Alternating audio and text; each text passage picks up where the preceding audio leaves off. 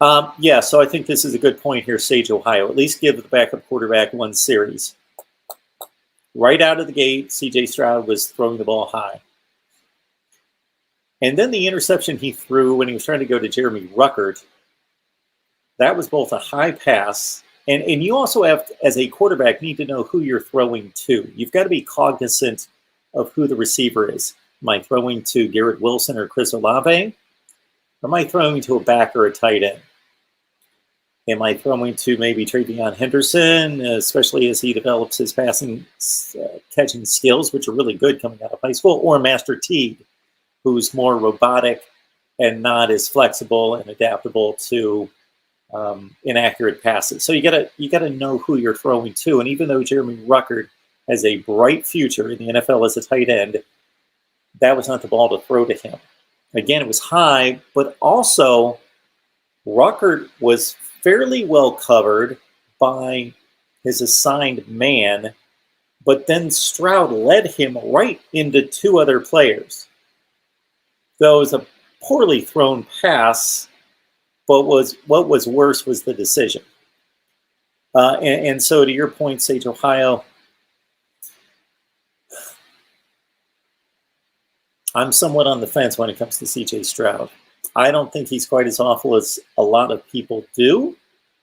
I see that Will Rogers for Mississippi State, you talk about a passing game, has thrown it 65 times today. And he's got to throw it more because they're down by 8 with 2 minutes left. But, yeah, C.J. Stroud was not sharp in this game. It was stated during the broadcast that Stroud throws better on the run.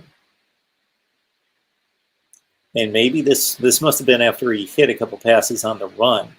I have not found that to be true through the first two games. I didn't really notice today. It didn't really hit me that he was throwing rather well on the run or rather poorly on the run. But the first two games of the season, he did not throw well on the run. Inaccurate and high on the run. Not good on the run. Again, I've got it noted here several times that I thought the defensive backs challenged the ball in the air. They generally played well. Cam Brown was getting picked on deep, and he basically passed the test most of the time.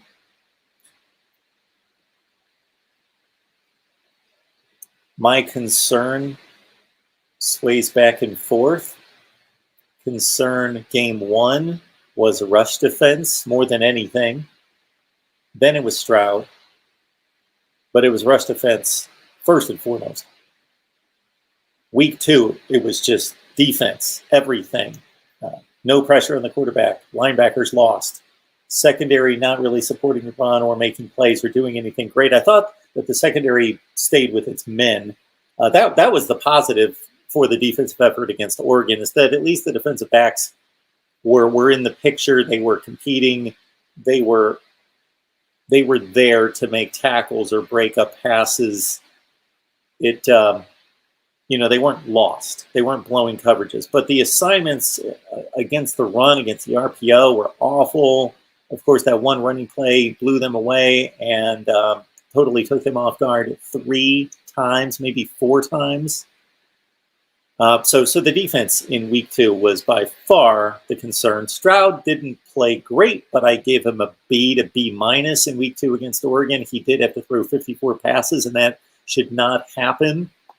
So my shift in concern has stayed with Stroud here in week 3. It's less about the secondary, and it's more about the front 4 still about the pass rush. I know that there were times in the first half that the Buckeyes were taken off guard in trying to swap out defensive personnel. And I remember our conversations on Buckeyes Live this week that was about Ohio State maybe rotating too much, not allowing players to get into the flow of the game, getting the best players and keeping the best players on the field, still trying to figure out who those best players are. And I get that early in the season. It's good to have an abundance of talent, but the negative side of that is it seems as though Ryan Day and his staff aren't necessarily, even though they say this, wow, we have so much talent and it's great to have so many players. We don't know who to get out there and who to keep out there because it's a good problem to have. Well, that's typically been the case for Ohio State, but in this season thus far, it's been more like we don't know who we can trust. So we keep rotating players and using different combinations to try to figure that out. And that's worrisome. And they got caught not set, not ready, not prepared to defend the play a number of times. And so I think that they started to settle more on personnel in the second half. And that's a good thing. But to have 6 minutes left on the clock and still be in doubt against Tulsa is not good. To be in a 27-20 game at home against Tulsa, a team that is now 0-3, that competes, but and I do think that the adage that Lou Holtz subscribes to, that a different team shows up every week, there is a certain amount of truth to that, but we know when Alabama shows up every week who that is and who Notre Dame is, and typically who Ohio State is versus who UTEP is. So that's taken to an extreme. So we probably saw a better Tulsa team today than what we saw 2 weeks ago against Cal Poly, or UC Davis. Cal Poly, UC Davis? I don't know. Don't follow them. FCS team. But that's still the same team that lost. This Tulsa team is still the same team that lost to them. They may have played better today. So that's concerning. Ohio State still has not put together a really solid effort. And we're not looking for perfection. I know that Ohio State fans, and this was mentioned many times during the broadcast, you could tell that Tim Brando and Spencer Tillman were very much making their comments and their thoughts and feelings about the Ohio State fan base known as being critical, as being demanding. I try to temper that a little bit. The program should have the highest standards of anyone in the country, or as high as anyone in the country.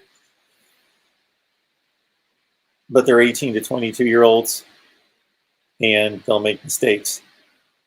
Shoot, there needs to be room for NFL players to make mistakes, let alone these guys. So we need to understand that. If C.J. Stroud's going to throw the ball 54 times, he's going to miss. I don't want to say he took a step back today because I would have to watch the game again, but it felt like it. He did not throw the ball as well or as accurately through most of this game as he did last week. Fortunately, they were consistently 1 to 2 scores up to where his mistakes didn't cost them.